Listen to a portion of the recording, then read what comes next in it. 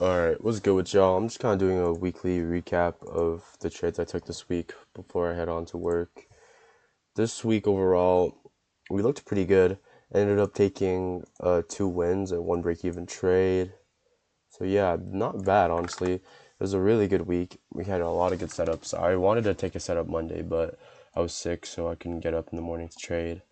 But yeah, let's just start off with Tuesday. Tuesday, we had this beautiful SMT divergence, I believe. Yep.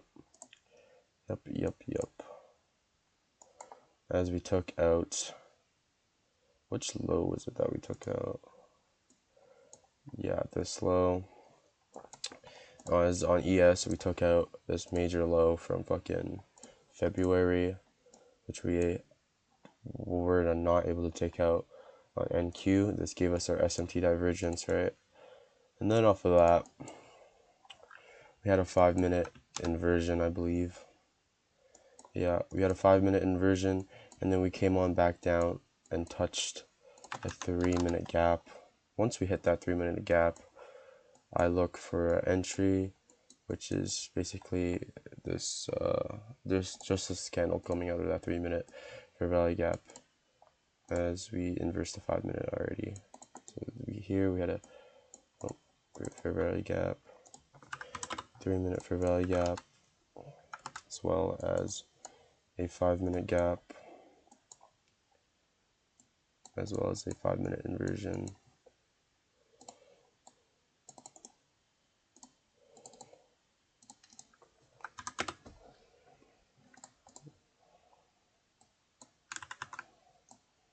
Two 5-minute inverse fair value gaps there. Alright, we entered as we dipped into this 3-minute and inversed this 5. And then we had targets running up all the way to London High. Ended up smashing that. Or not even, yeah. Right there, we took a 3RR trade, basically. All very low risk, however, I wasn't really feeling that risky. Only risked $180. So profited around like 400, 450, 600 around there on that trade. Really nice setup on Tuesday. Then on Thursday, we had a really nice SMT divergence play as well. So basically, where is our chart? So basically, NQ ended up taking out this nice high that we created from London. The ES did not take out this high, so we get our SMT divergence there. Then we get a 5-minute inversion. It's waiting for us to close through this pretty well. So there we go. We have an inverse 5-minute inverse fair value gap. Then we took that and ran targets all the way down here, I believe. Or I don't think we entered necessarily there, but was it the 15 that we took? Let's see.